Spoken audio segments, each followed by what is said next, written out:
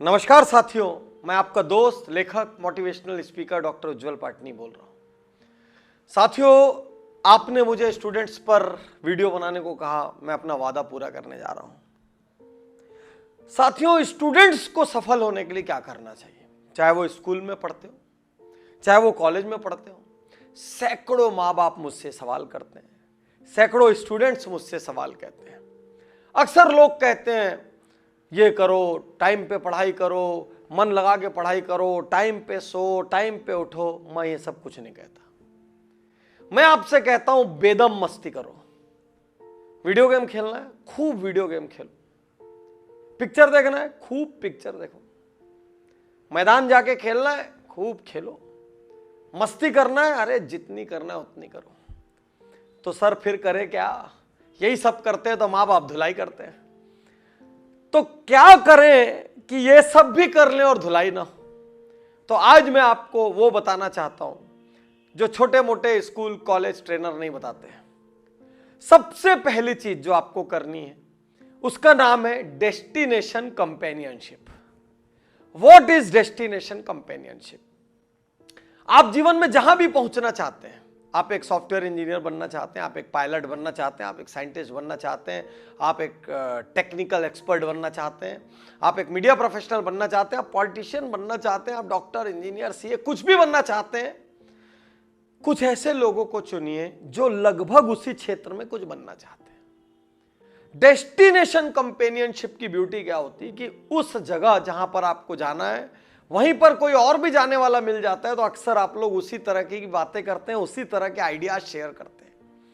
मान लीजिए मुझे डॉक्टर बनना है और आपको इंजीनियर बनना है, तो हम दोनों ज्यादा देर करियर पे बात नहीं कर पाएंगे क्योंकि दोनों के ड्रीम्स अलग है, दोनों का डेस्टिनेशन अलग है, दोनों के सब्जेक्ट अलग है।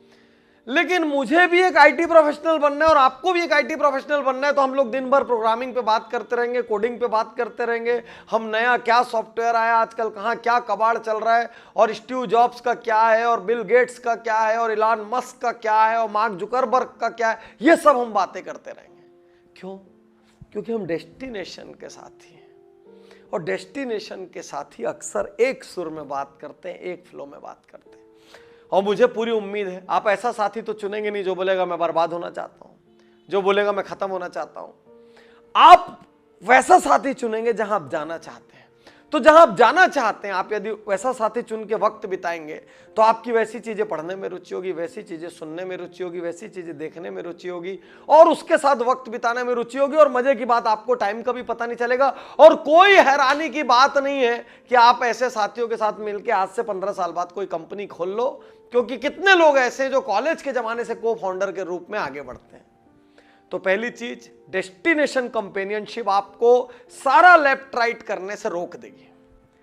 सेकंड इंपॉर्टेंट चीज, फर्स्ट प्लान्ड देन अनप्लान्ड। मैं आपसे कहूं कि पूरा दिन प्लानिंग से बिताइए, ना तो आप मेरी बात सुनने वाले और ना मैं ऐसी बात कहने वाला हूं, क्योंकि मैं खुद पूरा दिन प्लानिंग से नहीं बिताता। लेकिन क्या करें, तो दिन की शुरुआत कभी भी प्लानिंग से करिए। पहले वो सारे काम कर डालिए जो आपको करना है, उसके बाद जितना मजा करना है उतना मजा करिए। सारे काम कर डालिए, मतलब स्कूल से मान लीजिए आप आए हैं, कॉलेज से मान लीजिए आप आए हैं, तो बेसिक खाना वाना खा के फटाफट होमवर्क कर डालिए। असाइनमेंट आज मिला है ना, आज करके खत्म कर दीजिए उसको, कल परसों नरसों का वेट मत करिए। आज का जो आपका टारगेट है, आज का जो आपका छोटा सा गोल है, आज का जो छोटा सा ऑब्जेक्टिव, उसको 10 मिनट लगे, 5 मिनट लगे, 15 मिनट लगे, आप उसको सबसे पहले पूरा कर दीजिए। करने के जितने काम है पहले कर दीजिए, भले उसमें आधा घंटा लगे, 1 घंटा लगे, उनको शाम और रात पे मत डालिए।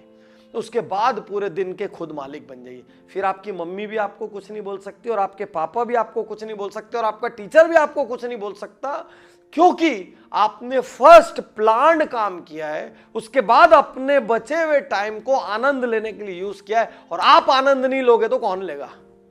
कोई ओल्ड एज वाला लेगा क्या? अरे आपको पूरा मजा करना है। कोई सिखाए टीवी नहीं देखना, बात नहीं सुनना उसकी।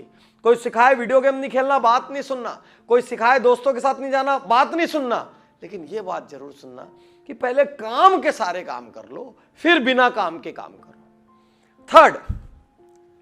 थर्ड बहुत इंपॉर्टेंट चीज, टाइम करेंसी। जब स्कूल में हो, जब कोचिंग में हो, जब अपनी टेबल पे बैठ के पढ़ाई कर रहे हो, या किसी अचीवर के साथ वक्त बिता रहे हो, उस वक्त टाइम को करेंसी की तरह यूज करना। करेंसी का अर्थ क्या है? आपको 10 रुपए भी आपके घर वाले दें, चाहे 100 रुपए दें, आप उसको सड़क में फेंकते हो क्या?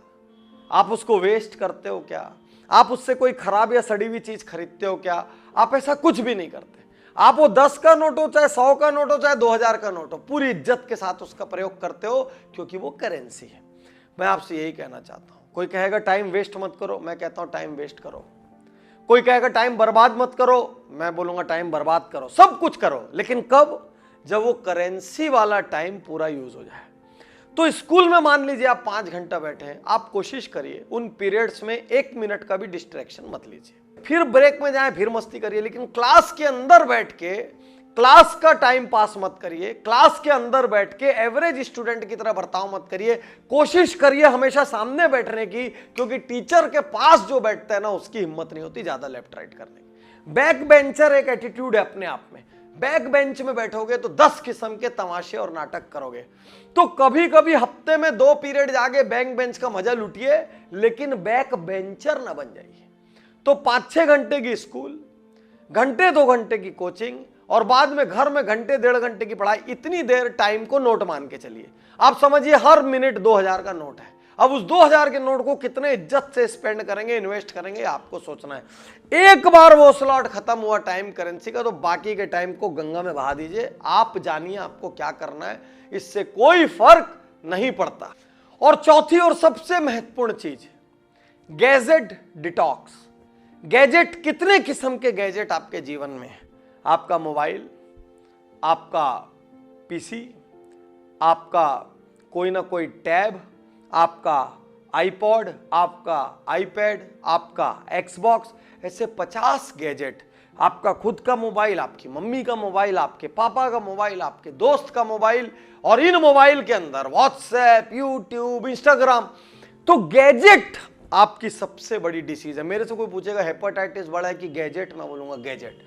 मुझे कोई कहेगा डायरिया, डिसेंट्री, मलेरिया, टाइफाइड, इन सब में बड़ा कौन है, मैं बोलूंगा गैजेट। सबसे बड़ी बीमारी मॉडर्न वर्ल्ड की गैजेट है।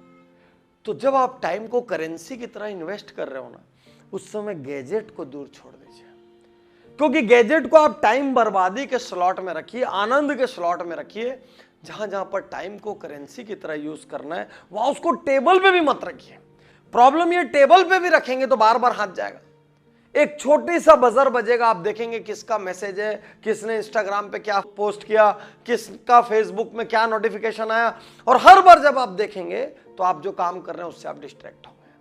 और जितनी बार आप डिस्ट्रैक्ट होंगे उतना टाइम फिर लगेगा वापस लौट के आने में। तो गैजेट डिटॉक्स, आपको अपने आप को डिटॉक्सिफाई करना है, अपने भीतर के वायरस को, अपने भीतर के टॉक्सिन्स को आग लगा देनी, निकाल देनी है। और सबसे बड़ा टॉक्सिन आपका गैजेट।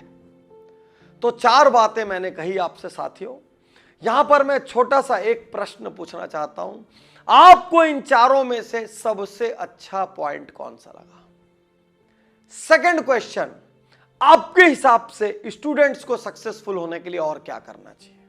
याद रखिए, मेरे चैनल की बेल बजाना मत भूलना। यह छोटी सी गुरु दक्षिणा है जो आपको देना पड़ेगा। शुक्रिया, धन्यवाद, थैंक यू।